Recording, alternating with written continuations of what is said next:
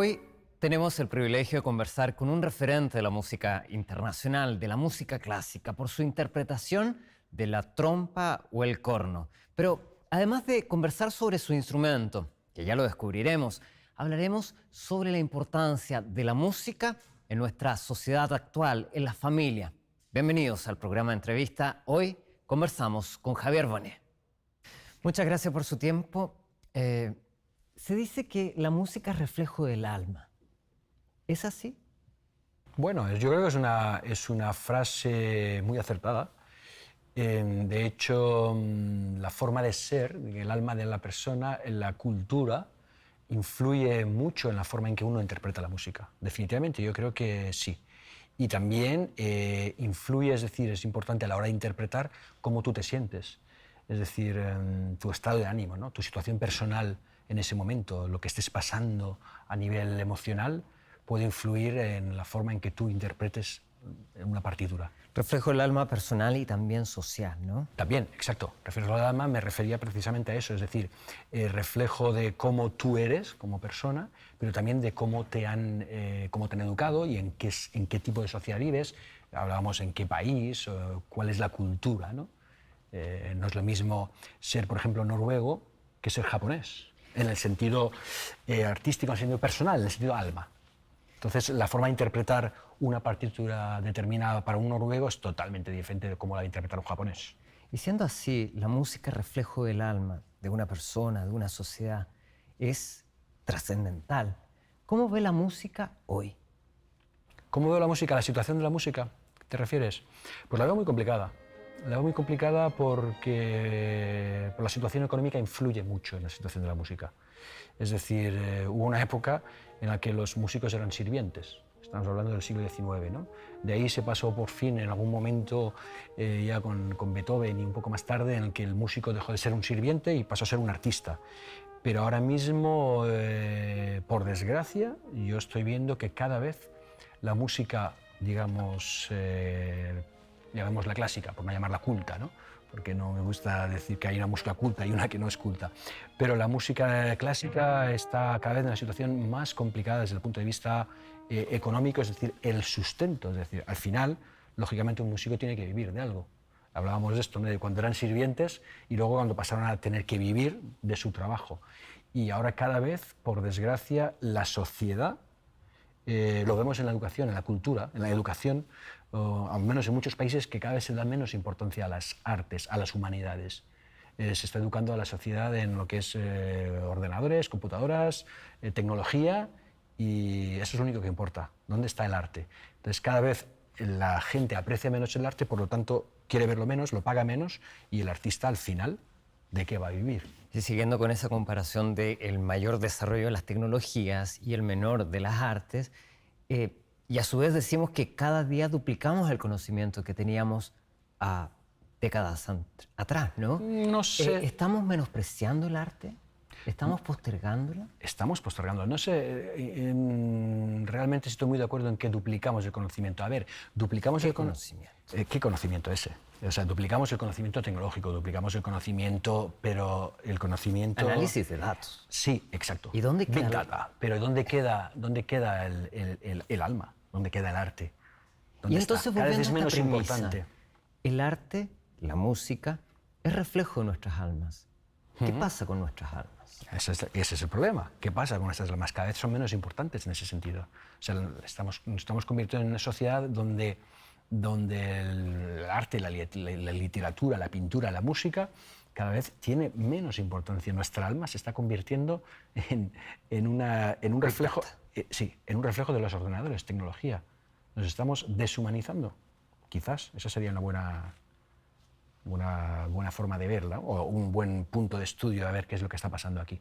Pero la música es un gran instrumento. ¿Cómo podría contribuir a la sociedad? Muchísimo, muchísimo. Hay mucha gente que está trabajando en ello. La música, ya decíamos antes, ¿no? Esa frase tan conocida, la música mansa las fieras, vale. Pero la música puede ayudar, por ejemplo, en la educación. Hay grandes proyectos sociales como los que se llevaron en Venezuela, por ejemplo, ¿no? El del sistema de las orquestas, el llamado sistema, que así se llamaba.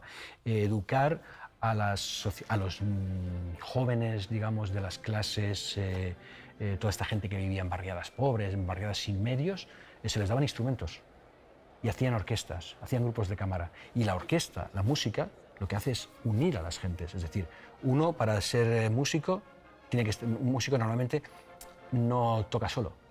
Una de las puedes tocar solo, ¿no? Pero gran parte de la música o la parte más importante es saber escuchar.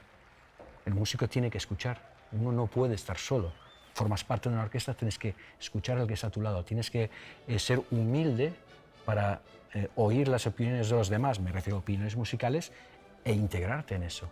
Entonces, eso es muy importante, digamos, es lo que hizo que todas estas sociedades o estas barriadas o estas generaciones de jóvenes que no tenían nada que hacer y que podían acabar, pues como en muchos otros países han acabado en la delincuencia o con muchos problemas sociales, tenían algo que hacer, algo que interesaba, porque realmente les llenaba el alma. Es decir, la música llenaba el alma de esas personas. Y hay venezolanos, por ejemplo, no digo Venezuela porque es el sistema que de ahí se partió y luego se ha copiado o se ha trasladado a muchos otros países, ¿no? Cada uno tiene su nombre. Pero ahí realmente eso fue un sistema que inició y que salvó a muchas generaciones de jóvenes de caer en situaciones verdaderamente dramáticas. Muchos podrán pensar, algún espectador, a ver, ¿qué me dices? Yo toco batería, toco guitarra eléctrica, escucho todo el día la radio en el auto. No falta música. ¿Qué podemos responder a eso? ¿Falta música?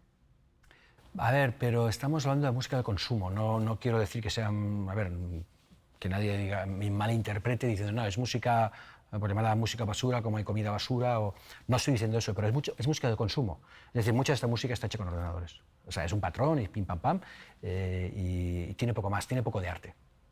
Mucho, no estoy diciendo toda, pero mucha de esta música de las que oímos en el coche, de las que hay en los fondos de los noticieros, de las que hay en las publicidades, es música que al final son unos patrones que le cambian 4 cosillas.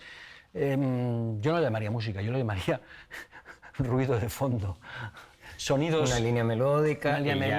4 acordes y... Claro. Y lo repetimos. Le subimos pero un no tono, estás intentando...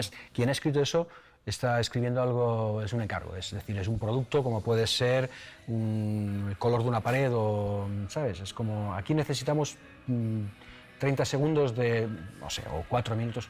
Es algo que sigue un patrón, pero que no estás tratando de comunicar nada. Tú no estás ahí diciendo, bueno, yo voy a escribir una obra o esto está inspirado porque he pasado una situación dramática y en lugar de escribir una poesía o en lugar de escribir una novela, pues que estoy escribiendo, pues soy músico, estoy escribiendo una pieza para orquesta o lo que sea. Entonces ahí hay un mensaje. O sea, estamos hablando de música como mensaje. Estamos hablando de música que dice algo. Esta música de la que más o menos creo que tú me estás hablando es una música que no dice nada en realidad. Claro, no por tener letra. Incluso la música clásica no tiene letra, pero dice más. Claro, sí, no hablo de música letra. Y luego hay música de esta que es muy buena. O sea, no estoy hablando de que sea música ligera y sea mala. Si antes teníamos la música como un arte masivo, hoy en nuestros tiempos podría ser el cine arte, pero sí, también está viviendo el mismo proceso. ¿Qué nos va a quedar? Bueno, esa es la pregunta, ese es el drama. ¿Qué nos va a quedar? Que alguien ponga remedio. Me estás haciendo una pregunta un poco, ¿entiendes? ¿Qué nos va a quedar? Ahí es donde quiero, ¿qué nos va a quedar el dinero? Que además se lo van a llevar los de siempre. Los del Big Data. Sí, y para los que trabajan estos. ¿Te sientes afortunado? Muchísimo. Muchísimo porque estoy haciendo algo que me gusta, estoy haciendo algo para lo que soñé, es decir, para lo que soñé desde pequeño.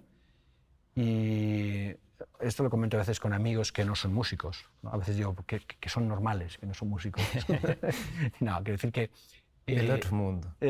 Bueno, no, pero simplemente porque a veces digo, personas que trabajan en otros trabajos, y les digo, es que yo nunca he tenido la sensación de ir a trabajar.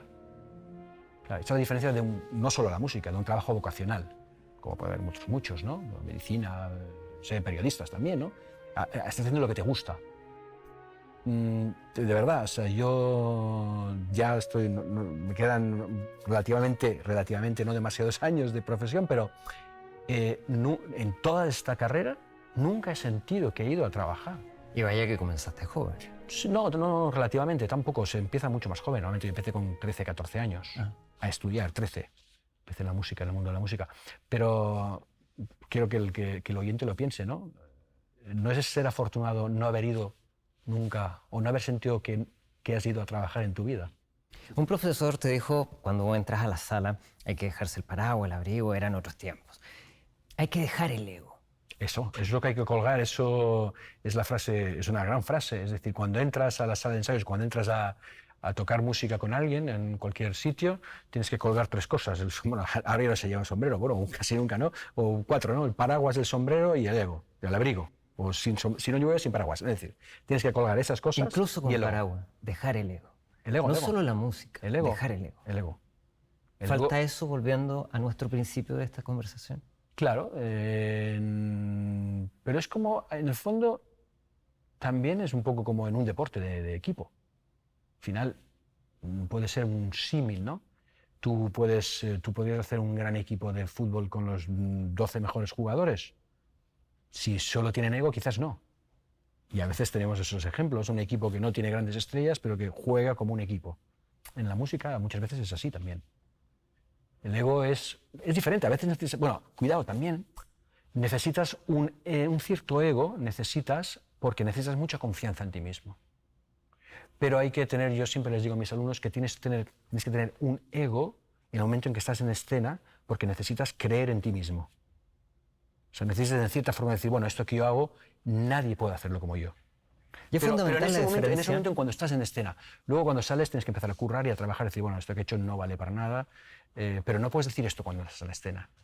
Tienes que decirlo cuando has salido y decir, bueno, entonces tienes que ser realista y dejar ese ego, te lo quitas y entonces empiezas a trabajar a ver qué cosas no fueron bien, por qué y tal. Pero en ese momento no puedes estar en el escenario y decir, esto que estoy haciendo, no, esto no vale, yo no valgo, porque entonces no sirves para ese trabajo, digamos, ya en el plan solista frente a un público, ¿no?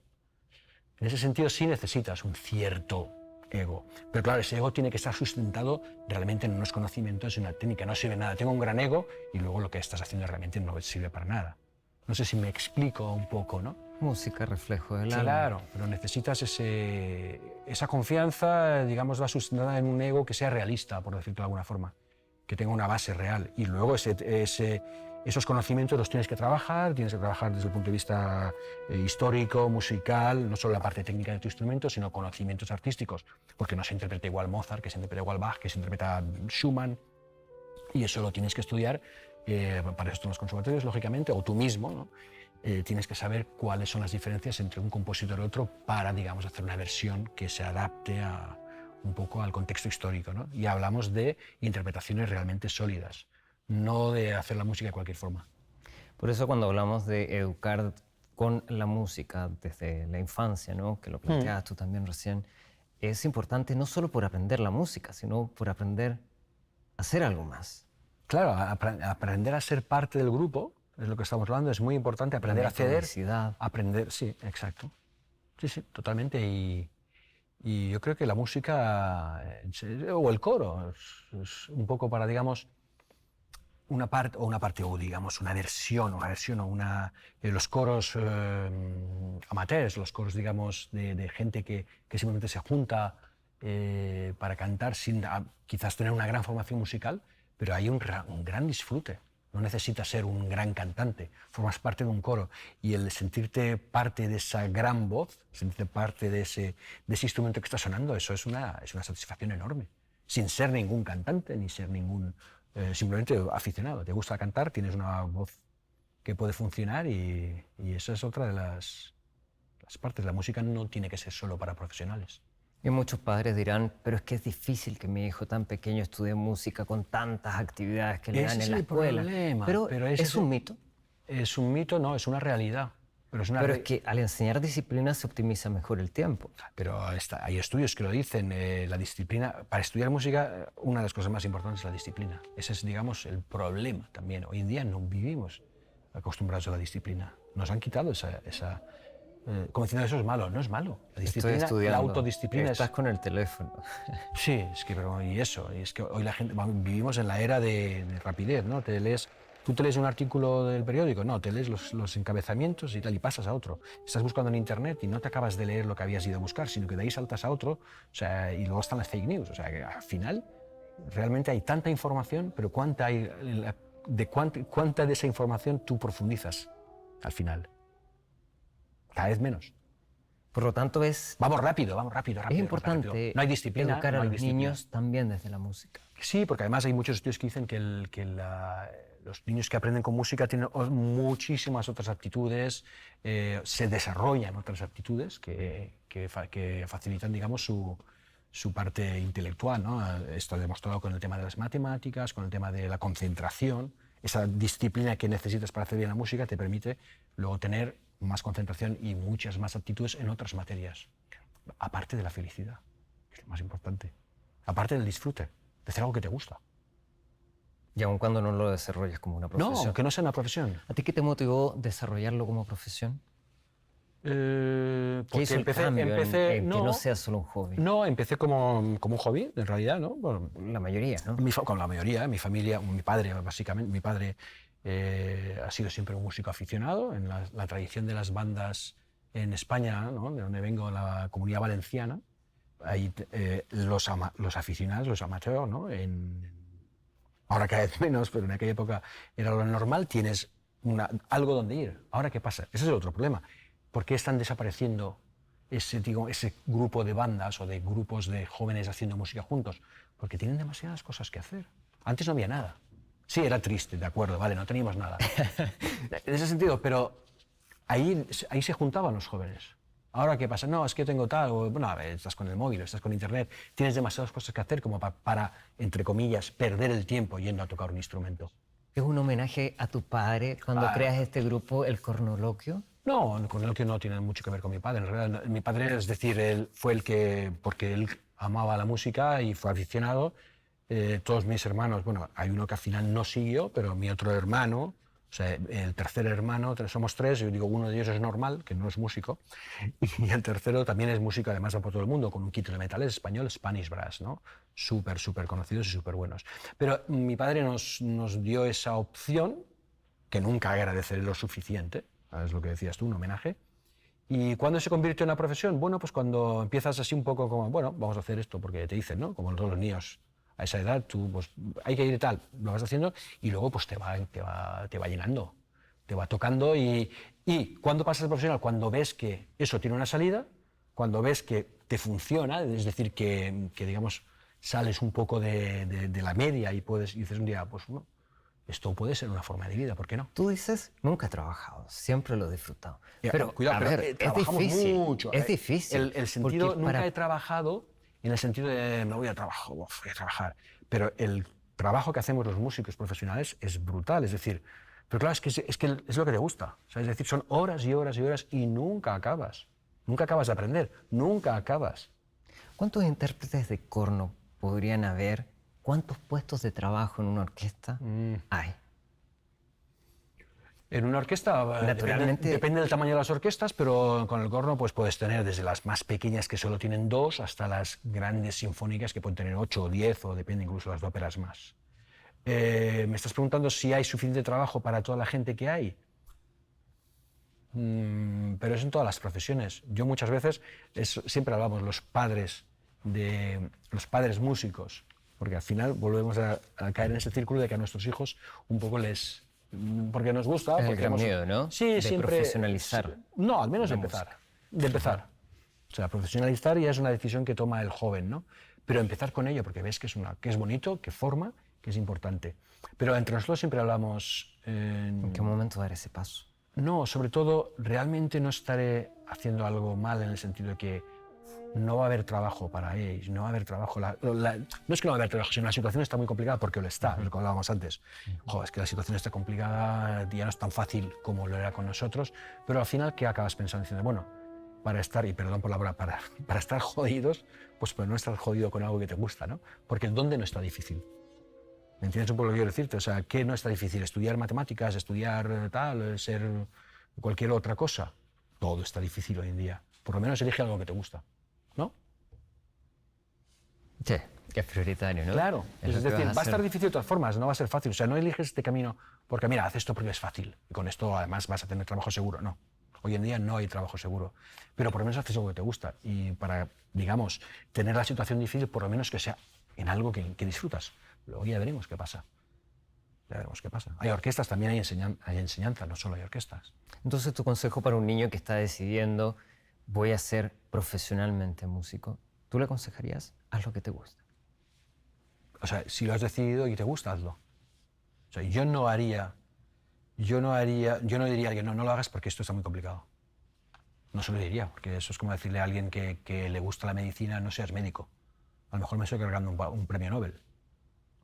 Claro. O sea, ¿cómo puedes decirle a alguien que quiere ser algo que no lo haga? Porque está difícil. Yo no lo haría.